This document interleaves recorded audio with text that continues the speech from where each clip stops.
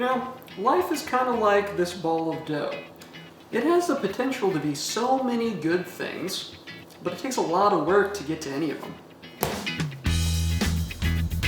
You know, the best part about doing hard stuff is that those hard things become not as hard. But when we talk about difficulty and relative difficulty scale, let's put it on a 1 to 10 arbitrary scale that I'm about to make up. So let's make 1. You can do it in your sleep. A 1 out of 10 difficulty rating is run of the mill. You could do it anytime, any day. And a 10 out of 10 is like the hardest thing you can possibly do. Takes all of your effort. Sometimes you don't think you're gonna get it done. And anything after 10 just isn't possible. If I'm doing a 7 out of 10 today, let's say I'm baking bread. For me, that's a 7 out of 10 difficulty. Maybe I haven't done it before. Maybe I'm not that good at it. Well, if I keep doing it, next week it's gonna be like a 6 out of 10. And the week after that, a 5 out of 10, before it just becomes routine. That's what we want every single thing in your life becoming. Now, I feel like I've talked about my Ironman journey a whole lot on this channel, but I keep talking about it because I think there's a lot of good life lessons that I went through in those 2 years. So 2 years before my full distance Ironman, I hadn't ridden a bike in like 10 years. I had only ran like a 5K once in my life, and I had no clue how to swim. And 2 years later, I found myself doing a full distance Ironman, a 1.5 mile ocean swim, had never swam in the ocean, a 112-mile bike ride, and a 26.2 full marathon, all back to back to back. Took me about 16 hours and 16 minutes. When I started training for an Ironman, I didn't start training for an Ironman, I started training for a general triathlon. If you told me that 2 years from whenever I started, I was gonna be doing 112 miles on a bike, 1.5 miles in the ocean, and a 26.2 mile run, all one after another, I'd call you crazy. That's because back then, it was like a 30 out of 10 difficulty rating, which was impossible, right? There's no way that I could do a 30 out of 10 difficulty rating. So what I did instead of that is I wasn't preparing for that. That wasn't on the table. I started preparing for a 7 out of 10 general triathlon, my first ever sprint triathlon.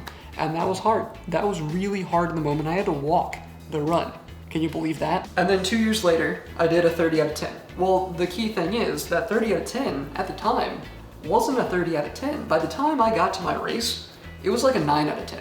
I felt great the day after my race. But 2 years previously, it was 30 out of 10. So why does that happen?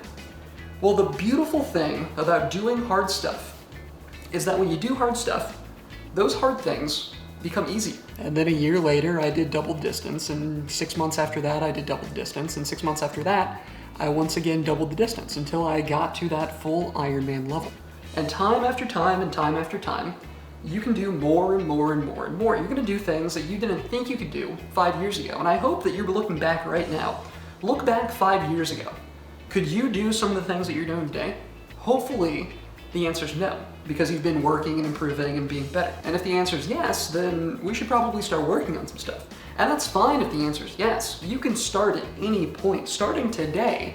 Being action-oriented today, whether you're learning a new skill, you're switching careers, you're working on your physical fitness, starting today is gonna be so much better than starting tomorrow, next week, next month, next New Year's, if you've already failed your New Year's resolution. So be action-oriented. If you're not starting today, today's better than tomorrow, and tomorrow's better than the next day.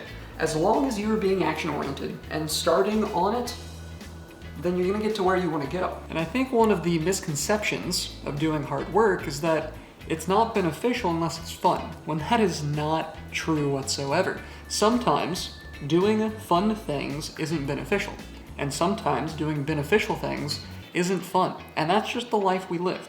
And the worst part is that even if you do everything right, you can still lose, but you have to give yourself the best position. You have to put yourself in the best possible position you can, and that doesn't come without putting the work into it. But Rome wasn't built in a day. You don't eat an elephant in one bite, and your dreams, they're not gonna happen today unless you build every single day of hard work.